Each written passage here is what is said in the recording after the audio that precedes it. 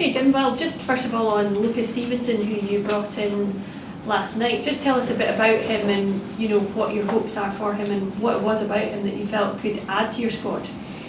Well, obviously we had the injury to Ryan Strain early on in pre-season, and that length of injury for Ryan, it's hard to put a time frame on when he'll be back, so we felt that we needed a bit more cover in that area. We brought Vichko Sevelj in to be a centre back initially. He's had to fill in there at right wing back, and obviously suspended for the weekend as well. So Lucas was a player that we've seen a lot of. Michael Kearney has watched him numerous times when he was on loan at Barrow last season, and he travelled with the Liverpool first team this pre-season on their 2-week tour, and got some valuable minutes in against some really stiff opposition. And I watched him against Man United and against Arsenal when he came off the bench, and he done great. So we're very fortunate, we feel, to have him. He's a player that can obviously play that right wing back area. He can also play right back in a 4, and he has played midfield for the Liverpool under 21s as well. So he's a really good addition. We're delighted to have him, and he'll certainly add quality to the squad. And how are you feeling now about your squad? Do you feel you've got the squad you need going forward? Are you still looking to strengthen further? Yes, we are still looking to strengthen, definitely. I still think we're a little bit light in the forward areas. Obviously Jort van der Sande and Louis Moult being the two senior strikers in the squad. Owen Sturton's had a good pre-season, but yeah, I still think we need another one at least at the top end. And we saw Tony Watt heading to Motherwell on loan. Why did you feel that was the right move for him, for himself and for Dundee United? Tony, we couldn't guarantee game time to him. He was a very important player for his last season, and we're all very grateful to the contribution that he made in the Championship last season, helping us win the title and gain promotion back into the Premiership. But Tony just doesn't want to be a squad player. He wants to play week in, week out, and I understand that from a senior player. I couldn't guarantee him those minutes, and it looks as if he's had those reassurances from Stuart Kettlewell at Motherwell that he'll feature regularly for them there. So we wish Tony all the best, and we focus on ourselves. And of course, yourselves face St Mirren this weekend in the Cup.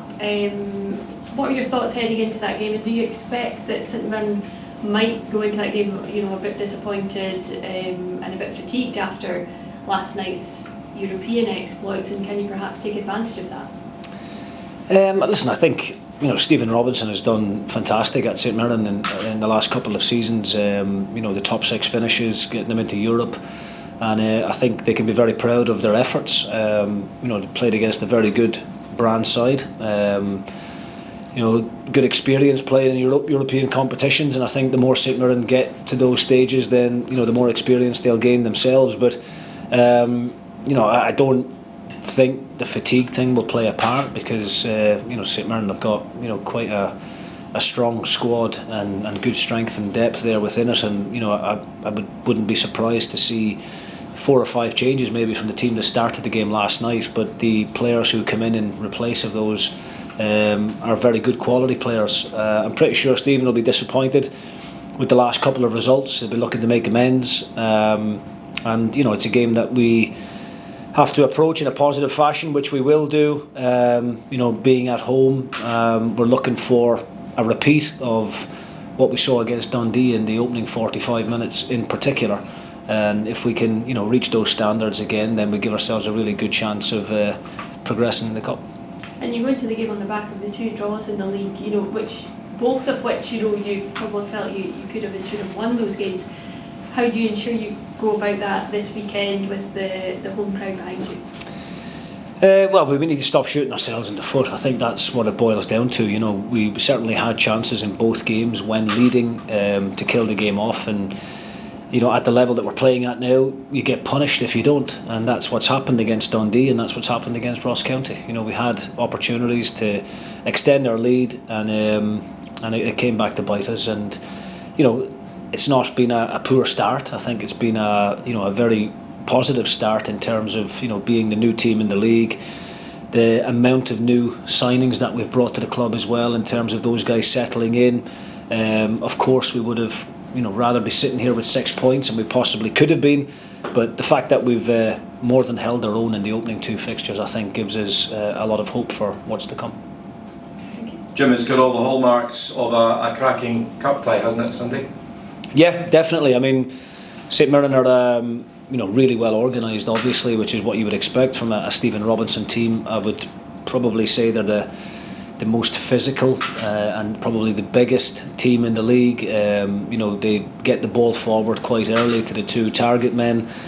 They look to try and recycle possession in your half, get the ball wide, and then you're going to have to defend the box because they've got real quality in the wing back areas, and there's going to be crosses coming in the box. So we have to stand up to that physicality, but we have to play our own game as well. We know that they're an aggressive team. We've got to match that aggression, but we've got to get the ball down. We've got to move the ball a little bit quicker. We believe we've got good technical players in the team, and we've got to utilise that and hopefully take advantage of that at the weekend. Ross Docherty, it's been a hell of a tough time for him. How close is he? How is he? Yeah, he's had a really good week's training. Doc, he's we've been very cautious with his rehab.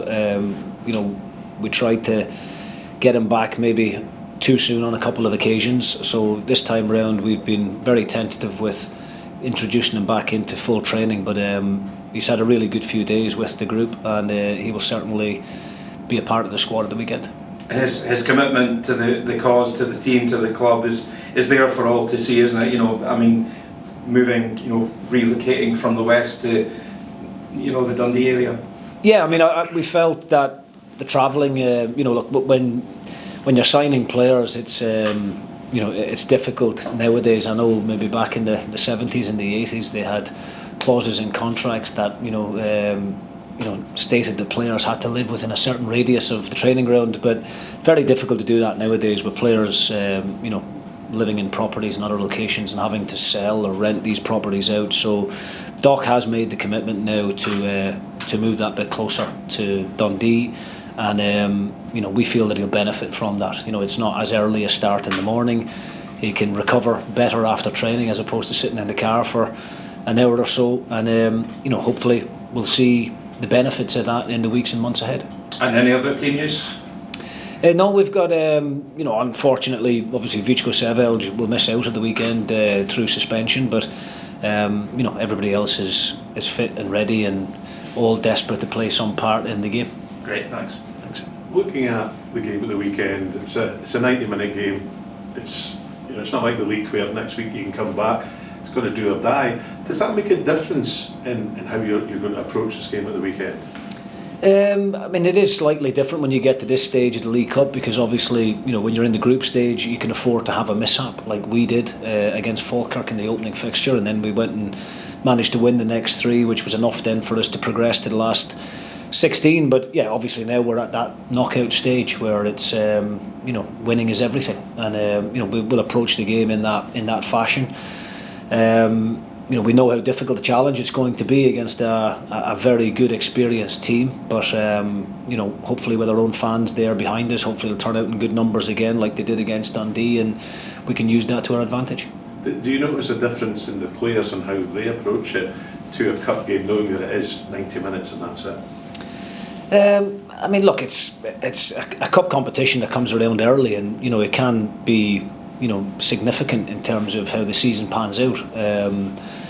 You want to just win as many games as possible regardless of competition.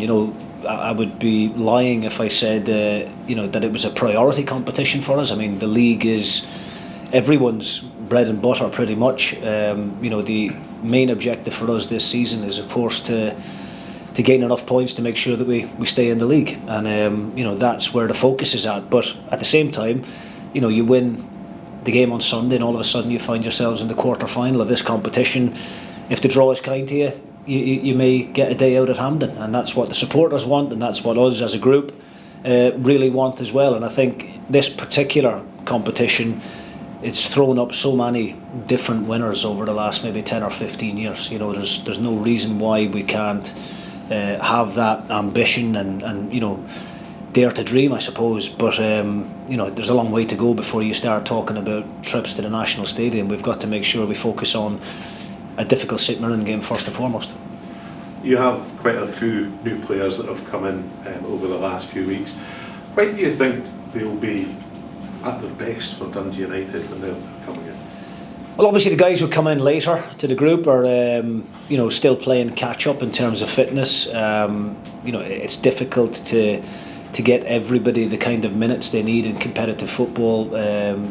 Given the amount of substitutions you can make and things like that. But I feel that there's definitely an understanding there within the group of what's being asked of them. We've been on a decent run. If you take that Falkirk defeat out of it, I think it's 5 or 6 games without defeat, which is good for confidence. It's good for momentum, and some of those games against really difficult opposition, particularly the last 3 when we've played against Luton in a friendly behind closed doors, and then the Dundee and Ross County game were 2 difficult tasks as well, and we've came through all of those games without losing. So I think that's a good place to be in. But we have to now start winning, and on Sunday obviously a win is what we need to make sure that we get into the next round. Have you seen anything from any of the new players that have come in that not quite as you expected, have been pleasant surprises for you? I think everybody's been pleasantly surprised with 2 or 3 of the players and how quickly they've settled in. Babunski and Trapanovsky I think have grabbed a lot of the headlines lately because of their goal contributions. Vichko Sevelj, I thought he had a difficult start against Falkirk in the first game, just getting up to speed with things, but I think he's really grown into it and has played really, really well in the last couple of games, and we're disappointed not to have him involved at the weekend. Even the guys that have been with us for a significant period of time now, the boys who played a key role in last season, those guys have stepped up to the challenge as well. The likes of Gallagher, Jack Walton in the goal, Craig Sibbald, the old reliable boys that were there with us right from the beginning. And the group is still coming together. We're still very much a work in progress. It probably will take another 3 or 4 weeks before everything settles down. But I couldn't be happier really with how all those new lads have settled in.